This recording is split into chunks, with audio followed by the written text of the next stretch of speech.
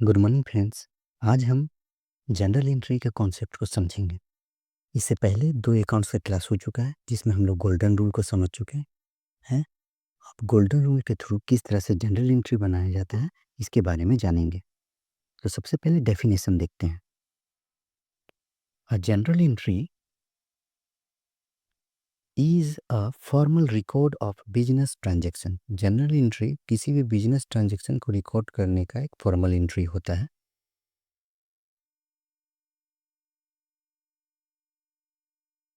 In the accounting system, accounts बनाने के system में, following the double entry book keeping. General entry को हम लोग रिकॉर्ड रखते हैं तो किस में रखते हैं? डबल एंट्री बुक कीपिंग में। Every transaction effects at least 2 account. जितनी भी ट्रांजैक्शन हम जनरल एंट्री में पास करेंगे कम से कम 2 अकाउंट को इफेक्ट करेंगे।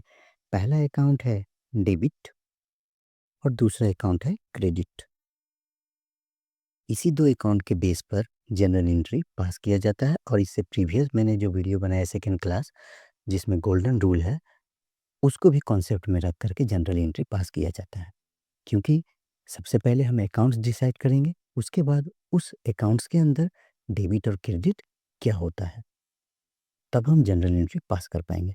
तो जनरल एंट्री समझने से पहले आपको पिछले गोल्डन रूल का वीडियो देखना जरूरी है। अब देखिए जनरल एंट्री का टाइप्स, कितने प्रकार के जनरल एंट्री होते हैं। जनरल एंट्री मेनली 4 टाइप्स के होते हैं। सिंपल एंट्री, सिंपल एंट्री में क्या involve only debits and credit. Simple entry में सिर्फ डेबिट्स और क्रेडिट ही इन्वॉल्व रहता है। Compound entry, compound entry involve multiple debits and credit. Compound entry में मल्टीपल डेबिट और क्रेडिट इन्वॉल्व किया जा सकता है। Existing entry made at period end up to account. Existing entry क्या करता है? Made at period in up to account. Suppose that हमने 1 साल का लाइफ इंश्योरेंस कवरेज लिया और एक ही बार 1 साल का प्रीमियम दे दिया है। अब हर महीने मैं प्रीमियम अपने अकाउंट में डिडक्ट करते जाऊंगा, उसे ही एग्जिस्टिंग एंट्री कहते हैं। ओपनिंग और क्लोजिंग एंट्री, ओपनिंग और क्लोजिंग एंट्री साल के पहले दिन अर्थात 1 अप्रैल को हम लोग पास करते हैं और क्लोजिंग एंट्री साल के फाइनेंशियल ईयर के एंड में अर्थात 31 मार्च को फाइल किया जाता है। Advantage of general entry, general entry record करने का बिजनेस में पर्पस क्या है? Chronological order, every transaction is record in a order it occurs, make it easy to trace financial activities. General entry जो हम रिकॉर्ड करके रखते हैं डे बाय डे, इससे हमें फिनेंशियल एक्टिविटी को ट्रेस करने में सहायता मिलती है। डिटेल डॉक्यूमेंटेशन, जब भी जनरल एंट्री हम रिकॉर्ड करते हैं तो उसमें क्या डेट पुट किया जाता है। अफेक्टेड अकाउंट, कौन कौन से अकाउंट अफेक्ट होंगे वो पुट किया जाएगा। अमाउंट, कितना अमाउंट का ट्रांजैक्शन है वो लिखा जाता है। एंड अ ब्रीफ डिस्क्रिप्शन, और उसके साथ एक ब्रीफ डिस्क्रिप्शन लिखा जाता है कि ट्रांजैक्शन किस एक्सपेंसेस, किस इनकम या किस एक्टिविटी से रिलेटेड है।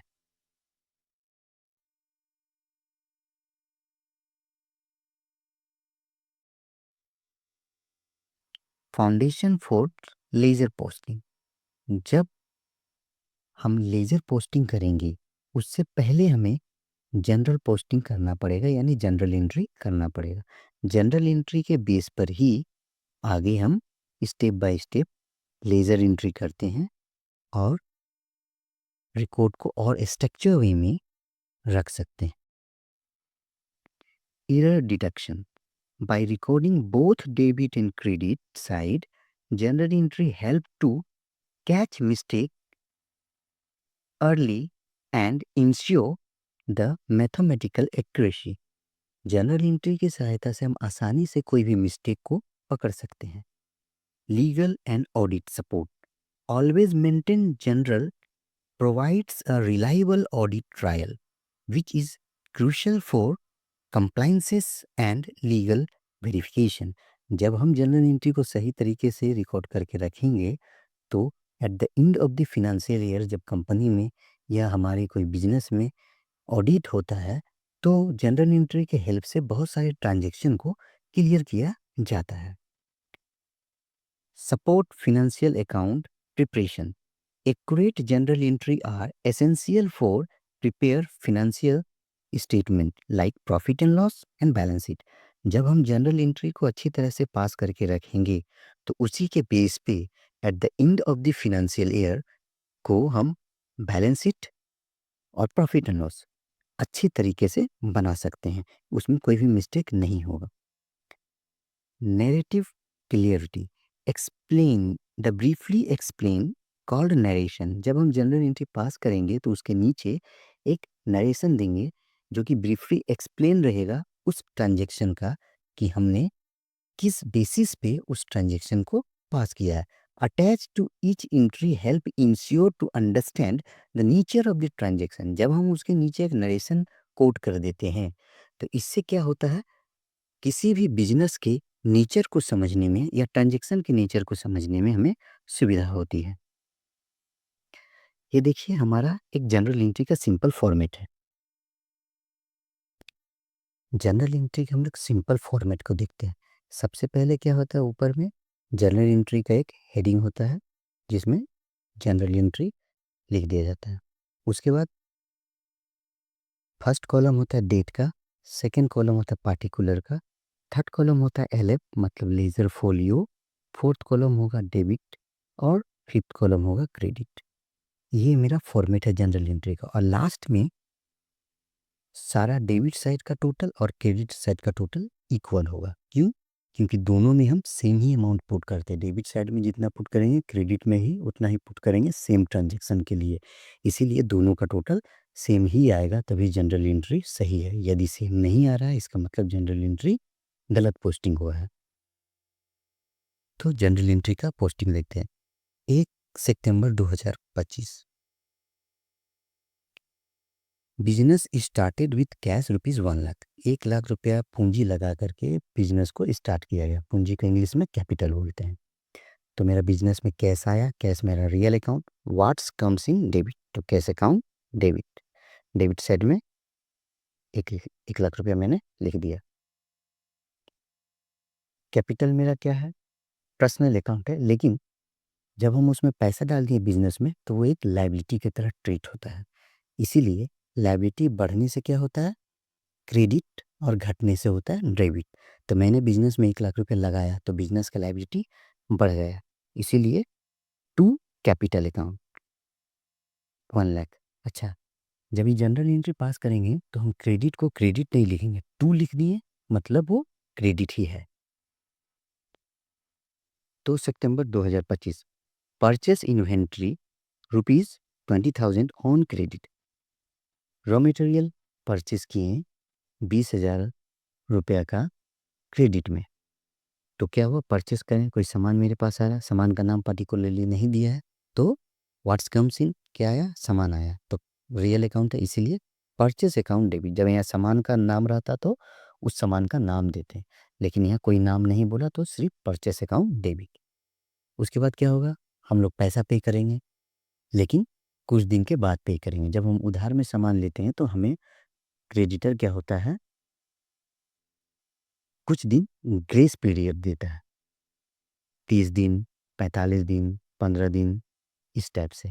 जैसे अभी गवर्नमेंट ने एमएसएमई का रूल पास किया कि 45 दिन में डे में एमएसएमई का पेमेंट हो जाना चाहिए, क्योंकि वो मीडियम स्मॉल बिजनेस होता है इसीलिए, तो उसे ही ग्रेस पीरियड बोलते हैं। तो जब हम पैसा लेट में देते हैं तो टू अकाउंट्स पेबल एंट्री पे होता है या बैंक, लेकिन मेनली अकाउंट्स पेबल यूज़ करना बेटर होगा, क्योंकि ये मॉडर्न कॉन्सेप्ट है और अकाउंट्स पेबल ही यूज़ किया जाता है।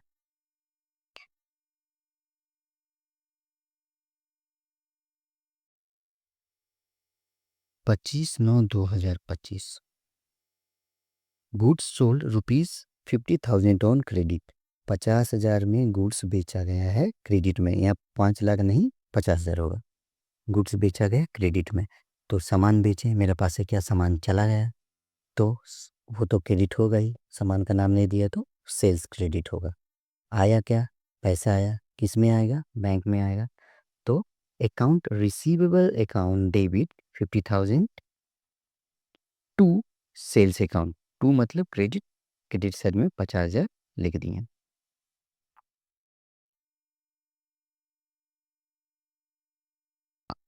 8/9/2025। Amount receive from customer ₹30,000। एक कस्टमर से 30,000 रुपया रिसीव हुआ। कैसे आया? कैश अकाउंट डेबिट, किस में रिसीव हुआ? अकाउंट्स में। तो to accounts receivable, debit side में भी 30,000 और क्रेडिट साइड में भी 30,000। दोनों साइड का टोटल, डेबिट साइड का टोटल 2 लाख रुपया और क्रेडिट साइड का टोटल 2 लाख रुपया।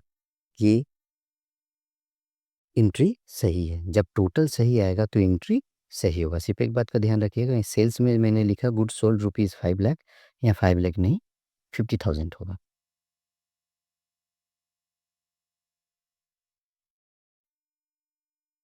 Compound entry. कंपाउंड एंट्री क्या होता है?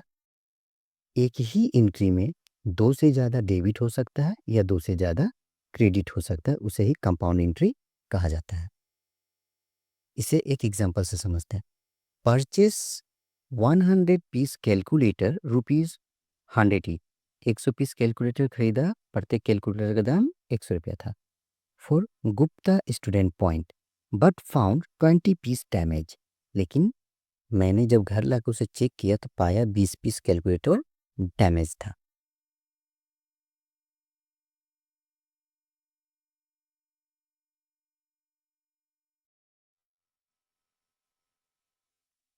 एंट्री पास करते हैं, पहले सेपरेट एंट्री पास करेंगे, उसके बाद कंपाउंड एंट्री पास करेंगे। सेपरेट में क्या हुआ? कैलकुलेटर परचेस किए तो कैलकुलेटर अकाउंट डेबिट। टू कहाँ से परचेस किए? तो गुप्ता स्टूडेंट पॉइंट से। 100 पीस परचेस किए तो 100 करके तो 10,000 डेबिट में, 10,000 क्रेडिट में। अब डैमेज कैलकुलेटर को रिटर्न करेंगे, तो जो परचेस करते समय जो एंट्री हुआ था, अगर हम रिटर्न करते हैं तो उसका रिवर्स पास कर देते हैं तो वो परचेस रिटर्न कहलाता है। तो परचेस करते समय गुप्ता एंड सन्स के गुप्ता स्टूडेंट पॉइंट क्रेडिट हुआ था। अब बेचते समय Gupta student points debit to damage calculator. कितना था? 100 रुपया करके पर कैलकुलेटर का दाम था, 20 पीस डैमेज हुआ यानी 2,000 रुपया मेरा पार्टी माइनस कर देगा। मतलब क्रेडिटर 2,000 रुपया हमसे कम लेगा। अकाउंटिंग ट्रांजेक्शन इस तरह से हुआ। इसी को कंबाइन एंट्री पास करेंगे तो क्या होगा? कैलकुलेटर अकाउंट डेबिट 100 इंटू 100, 10,000 रुपया, to damage calculator 20 piece into 100 करके 2,000 रुपया, टू गुप्ता स्टूडेंट पॉइंट। हमको गुप्ता स्टूडेंट पॉइंट को देना होगा। 10,000 का खरीदे थे, 20,000 का डैमेज था जो वापस कर दिए, माइनस कर दिए तो टोटल हुआ 8,000। 8,000 रुपया हमें गुप्ता स्टूडेंट पॉइंट को देना होगा। तो ये हुआ कंपाउंड एंट्री। इसमें एक डेबिट और दो क्रेडिट है। 2 डेबिट 2 क्रेडिट भी हो सकता है, 5 डेबिट 2 क्रेडिट भी हो सकते हैं। इस तरह से जब मिला के पास करते तो कंपाउंड एंट्री कहलाता है। ये भी गलत नहीं है।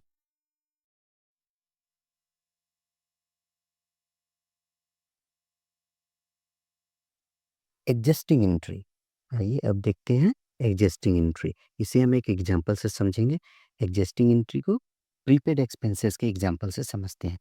On 1 June you paid rupees 36,000 for 6 month. 1 जून को मैंने एक इंश्योरेंस पॉलिसी लिया और 36,000 एक ही बार पेड कर दिया, जो कि 12 महीने के लिए था, यानी 6,000 रुपया करके पर महीना मेरा प्रीमियम होता। तो मंथली एक्सपेंसेस मेरा कितना था? 6,000 रुपया। यूज हुआ सिर्फ जून का 6,000 रुपया, बाकी 30,000 रुपया मेरा जुलाई टू नवंबर अभी भी पेड है। तो इसका एंट्री पास होगा। Prepaid insurance account debit to insurance expenses 30,000 30,000, debit side और क्रेडिट साइड में। मतलब हर महीने हम 6-6 हज़ार रुपये घटाते जाएँगे और ये एंट्री पोस्टिंग करते जाएँगे, तो इस तरह से एग्जिस्टिंग एंट्री किया जाता है।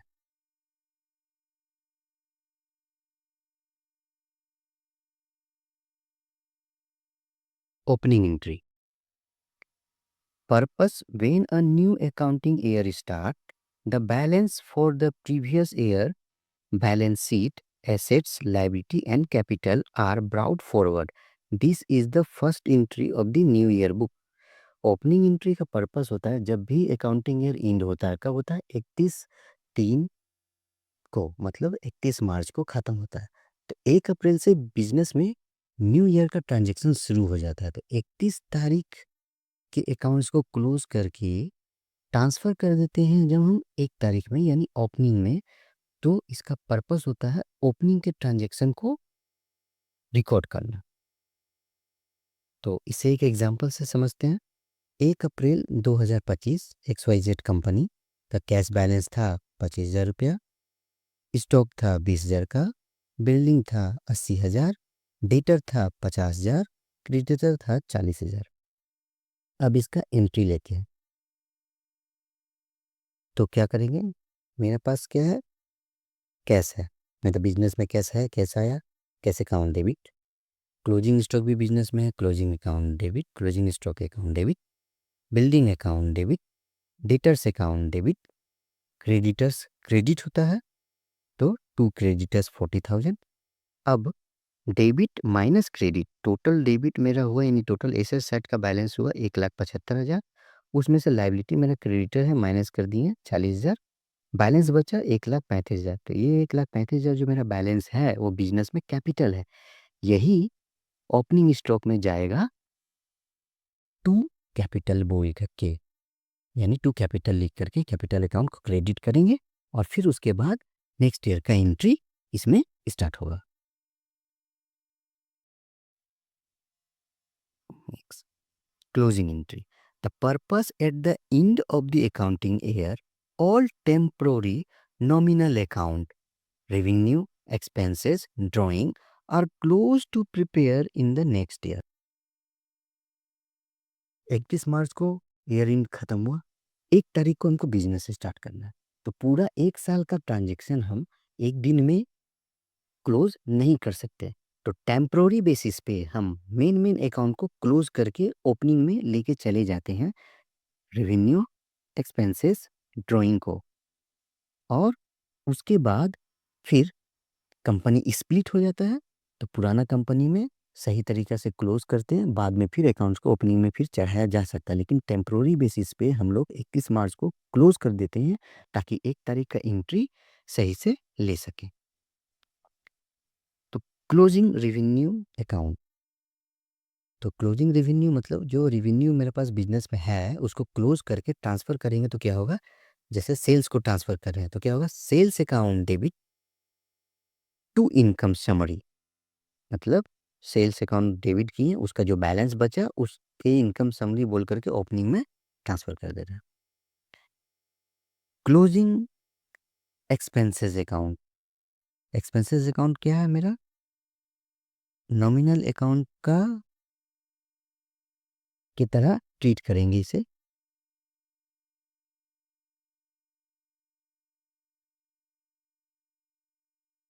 तो क्या इसमें इनकम क्या होगा? Income summary account debit 3,50,000 to rent expenses, to salary and to utility expenses. ये सब क्या है मेरा? रेंट क्या है? देना ही है, real account, sorry nominal account expenses losses are debit, income gains are credit.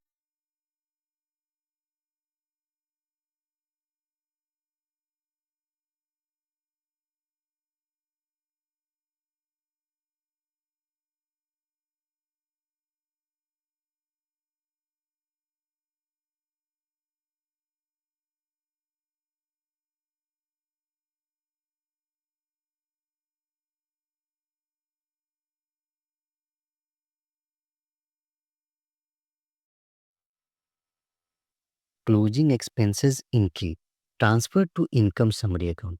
Closing का जितना एक्सपेंसेस था उसको इनकम समरी अकाउंट में ट्रांसफ़र कर देंगे। तो income summary account debit to rent expenses, to salary expenses, to utilities expenses. अभी ये एक्सपेंसेस हमको करना है, किए नहीं है, इसीलिए इसको क्रेडिट कर दिए हैं और इनकम को डेबिट करके ले जाएंगे नेक्स्ट फिनेंशियल ईयर में। अब closing income summary transfer to profit and loss account to capital account. Closing income summary को प्रॉफिट एंड लॉस अकाउंट से कैपिटल अकाउंट में जब ट्रांसफर करते हैं तो एंट्री होगा income summary account debit to capital account. Total profit मेरा था 5 लाख का, जिसमें 3,50,000 मेरा टोटल एक्सपेंसेस है, माइनस कर देने के बाद जो बैलेंस बचा 1.5 लाख वो मेरा कैपिटल हुआ। अब ड्राइंग रिड्यूस कैपिटल। जब भी हम बिजनेस से कुछ पैसा निकाल लेते हैं तो बिजनेस का कैपिटल कम हो जाता है। जैसे बिजनेस में मैंने 1 लाख लगाया, मुझे अभी दरकार पड़ा कुछ, मैंने उससे 20,000 निकाल लिए, तो बिजनेस में अब कैपिटल 1 लाख की जगह 80,000 है, यानी कैपिटल को मैंने कम कर दिया। कैपिटल क्या था, एक लायबिलिटी की तरह ट्रीट करना चाहिए कैपिटल को।